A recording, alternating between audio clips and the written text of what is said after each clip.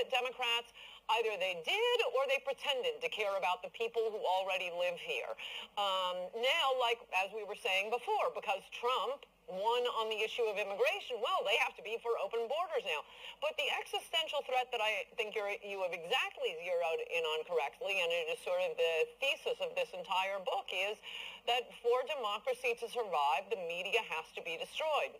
Not you. You're a lovely interviewer and very fair. Thank you. But this is the sort of ethical journalism that needs to rise up in place of the mainstream media that we have now that has gotten so out of control. I mean, it's not like it's not something I haven't noticed before. I love that the media thinks no one noticed they were unfair until Trump came along. You know, heard of Brent Bozell, heard of Reed Irvine, heard of Ann Coulter?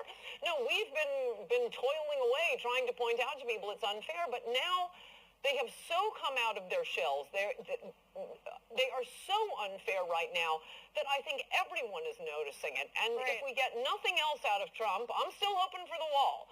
But if we get nothing else out of Trump, his attacks on the media are all worth it, because you can't, people have to know what's going on in a democracy. We have to have facts, and the media isn't giving us that. They're sending us away with false stories that's almost the opposite of the truth, and that sometimes is the opposite of the truth. Well, that's why I think after a year and a half of President Trump, almost 2 years since he's been elected, a year and a half since he was inaugurated, something like only 6% or 8% of the American people trust the media.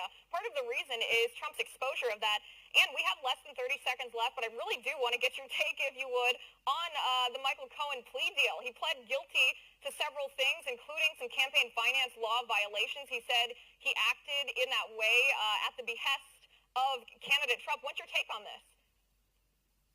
Well, I write about the campaign finance threats in my very short Michael Cohen chapter. I don't know about the tax or any other laws he may have broken. That has nothing to do with Trump or politics.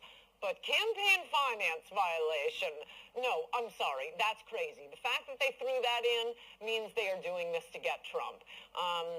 I probably don't have time to explain this, but they will have to prove that, oh yeah, Trump wouldn't have minded the whole world finding out, including his wife and his son, that he was paying hush money to this woman who claimed to have an affair with him, other than the fact that he was running for office. That's always the problem with the campaign finance laws. Would he have paid it 5 years earlier?